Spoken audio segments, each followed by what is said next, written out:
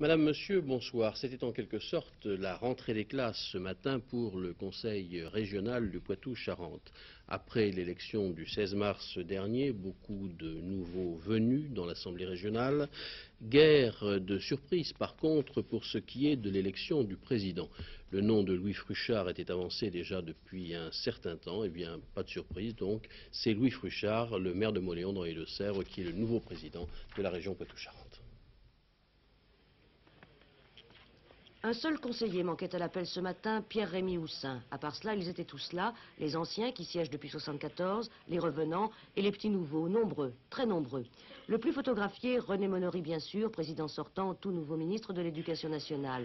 Le plus ému, le doyen d'âge Jean Brier, à qui revenait l'honneur d'ouvrir la séance. Le plus romantique, Thierry Breton, benjamin de l'équipe. D'emblée, René Monory proposait la candidature de Louis Fruchard. Roland Bex, celle de Raoul Cartreau pour l'opposition, et Léon Belly, celle de Paul Fromenteil pour le Parti communiste. Par 28 voix contre 21 à Raoul Cartreau, 3 à Paul Fromenteil et un bulletin nul, Louis Fruchard était élu dès le début de la séance, 8e président du Conseil régional de Poitou-Charentes.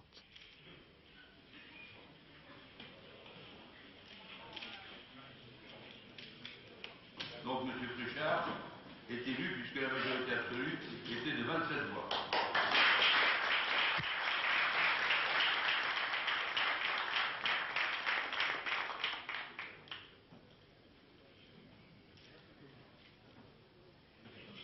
C'est quand il a fallu se prononcer sur le nombre de conseillers devant siéger au bureau que commença le dur exercice de la cohabitation.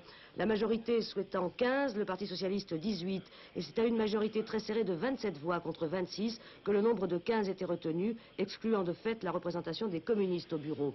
Exclus du bureau, les 3 élus communistes refusaient alors de participer au vote suivant pour la composition de ce bureau, s'abstenant même de présenter une liste et accusant les socialistes de n'avoir pas voulu les consulter. La guerre était déclarée ouverte entre les deux groupes anciennement partenaires. Le bureau sera composé d'un rapporteur, de 10 vice-présidents dont 4 de l'opposition et 3 secrétaires dont 2 de l'opposition.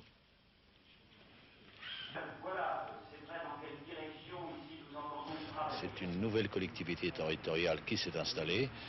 Il n'y aura pas de changement brutal avec les méthodes de travail qui existaient au sein du défunt établissement public régional.